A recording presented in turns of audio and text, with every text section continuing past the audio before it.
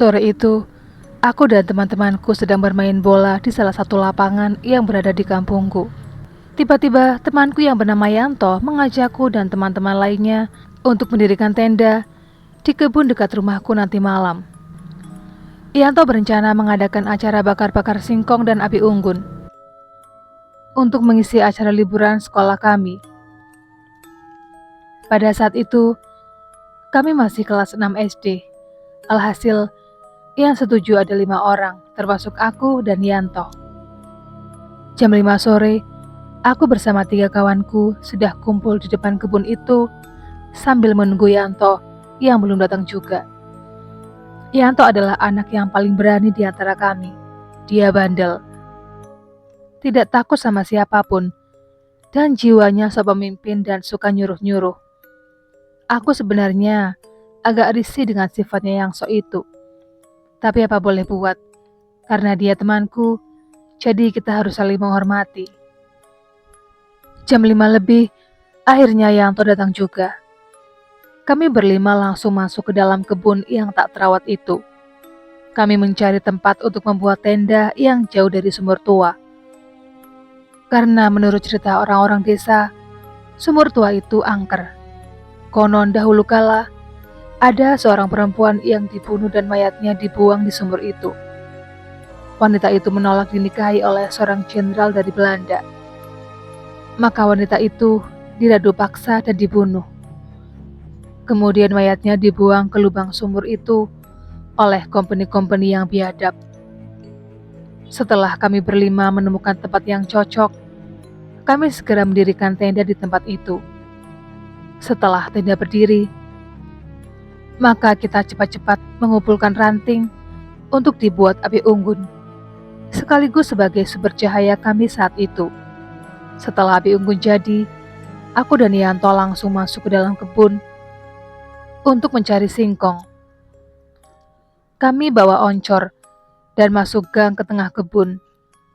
Di kiri kanan kami sangat gelap dan banyak ditumbuhi semak belukar yang tak terawat. Bayang-bayang pohon terlihat menjulang ke atas. Aku merasakan terpaan angin dingin di tubuhku. Namun aku tak peduli semua itu. Aku dan Yanto sibuk mencabuti singkong yang tertanam di dalam tanah. Setelah kami rasa cukup, maka kami langsung kembali ke tenda. Di depan tenda, kami berlima membakar singkong dan melahapnya. Waktu di jam tanganku sudah menunjukkan pukul 11 malam. Persediaan ranting pohon untuk api unggun kami sudah habis tak tersisa. Api unggun mulai padam. Tenda kami mulai gelap. Di sekitar tenda kami tidak ada pohon besar. Jadi untuk mencari ranting pohon, kami harus masuk ke tengah kebun yang banyak pohon-pohon besar yang menjatuhkan rantingnya. Yanto langsung mengajakku untuk masuk ke tengah kebun itu. Sebenarnya aku sangat takut. Namun karena dipaksa oleh Yanto, akhirnya aku ikut dia untuk mencari ranting ke tengah-tengah kebun yang dekat dengan sumur tua itu. Aku hanya berdua dengan Yanto menuju kebun itu. Setelah sampai di kebun yang banyak pohon-pohon besarnya, kami langsung memungut dan mengumpulkan ranting-ranting pohon yang banyak berserakan di sekitar tempat itu. "Yan, ayo cepetan, aku takut nih," ujarku kepada Yanto. "Kamu takut sama siapa, Zi? Sama hantu? Sama sumur itu? Suruh sini aja hantunya. Nanti tak ajak main bola," ujar Yanto dengan nada yang menantang. "Wah, parah kamu," ujarku sambil tengok kanan kiri ketakutan. Angin berhembus cukup kencang, dan kami terus saja mengumpulkan ranting-ranting pohon. Dan astaga, aku kaget. Aku baru menyadari ternyata kami sudah berada di tempat sumur tua yang angker itu. Tiba-tiba angin berhenti, dan suasana menjadi hening. Di pinggiran sumur itu, nampak banyak sekali sesajen dan tempat kemenyan. "Zi, aku mau buang air kecil dulu," ujar Yanto. Tanpa menjawab, aku teruskan saja mengumpulkan ranting. Suasana tak nyaman menyelimuti perasaanku kala itu. Dan tiba-tiba, ada cahaya putih tipis yang keluar dari dalam sumur angker itu. Dengan cepat cahaya putih itu berubah menjadi sosok wanita yang berpakaian adat Jawa. Dia lalu menatapku dengan tajam. Sontak, aku langsung memanggil Yanto. Namun tak ada jawaban darinya. Dan tiba-tiba di sampingku secara cepat muncul sesosok pocong yang bau busuknya sangat menyengat dengan wajah yang mengerikan. Di mata, hidung dan mulutnya terdapat belatung yang kotor dan menjijikan. Setelah tak ada jawaban dari Yanto, aku pun langsung membalikkan badan dan berlari menuju tenda dengan sisa-sisa tenaga yang kumiliki. Aku berlari dengan sangat kencang menuju tenda, tempat di mana teman-temanku yang lain menungguku dan Yanto. Setelah sampai di tenda, aku yang sedang mengatur nafasku yang ngos-ngosan langsung ditanya oleh ketiga temanku. "Yanto mana sih?" Aku hanya menjawab, "Ada hantu di sumur tua. Ayo cepet, kita keluar dari kebun ini." Aku bersama ketiga temanku langsung lari keluar dari kebun itu, tanpa memikirkan di mana Yanto berada. Setelah sampai di rumah, saat itu orang tuaku sudah tidur. Terpaksa aku bangunkan mereka dalam keadaan mencekam itu. Setelah ayahku bangun, aku langsung bilang bahwa si Yanto hilang di kebun. Dan aku baru saja lihat setan di sumur tua. Ayahku langsung kaget. "Kenapa kamu mendekati sumur itu?" "Ya sudah, ayo ke rumah Pak RT," ajak ayahku. Langsung saja aku bersama teman-temanku dan ayahku bergegas ke rumah Pak RT. Tak lama kemudian, Pak RT mengumpulkan seluruh warga kampung dan seorang kiai di kampungku.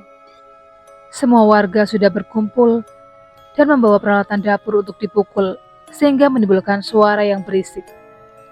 Kata Pak Kiai, si Yanto diculik Bebek Gombel. Bebek Gombel adalah sosok makhluk halus yang wujudnya seperti manusia, bertubuh tambun, berbaju compang-camping dan suka menculik anak-anak. Setelah semua warga masuk ke kebun itu, langsung saja mereka mulai memukuli alat-alat dapur yang mereka bawa sambil membawa oncor dan mengucapkan kalimat syahadat. Kami semua langsung mencari si Yanto ke segala arah di semua sudut-sudut kebun itu. Jam sudah menunjukkan pukul 12:30 dini hari. Tiba-tiba, angin berhembus sangat kencang sekali. Dan terdengar suara tawa seorang perempuan yang sangat membekakkan telingaku. Namun lama-kelamaan suara itu menghilang. Dan tiba-tiba, salah seorang warga menemukan Yanto dalam keadaan pingsan yang tergantung di pohon bambu.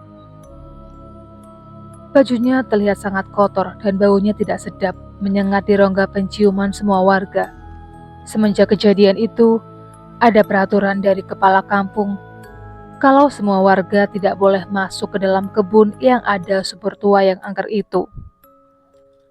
Setelah seminggu, si Yanto baru keluar main lagi dan bergabung bareng teman-teman yang lain. Sekarang Yanto jadi orang yang pendiam sekali. Aku langsung menanyainya, kenapa dia menghilang saat mencari ranting pohon waktu itu. Yanto menjawab, "Sewaktu aku mau buang air kecil, aku langsung menuju ke semak belukar. Dan pas di bawah pohon itu, aku segera buang air kecil. Tapi pas buang air kecil, tiba-tiba ada sesosok wanita bertubuh besar dan bajunya compang-camping. Dia berada di atas pohon menatap tajam ke arahku. Lalu wanita itu bilang, 'Kalau kencing, izin dulu,' sambil mengeluarkan suara tertawa yang menyeramkan. Dan saat aku tatap mukanya, aku langsung tak sadarkan diri. Aku baru sadar ketika diturunkan oleh warga dari pohon bambu," ungkap Yanto panjang lebar. "Ya udah, sebaiknya sekarang kamu percaya sama keberadaan makhluk halus dan kamu harus lebih mendekatkan diri kepada Allah," ujarku. Demikianlah sebuah kisah menyeramkan tentang sumur tua. Sekian dulu video kali ini, jumpa lagi di video berikutnya.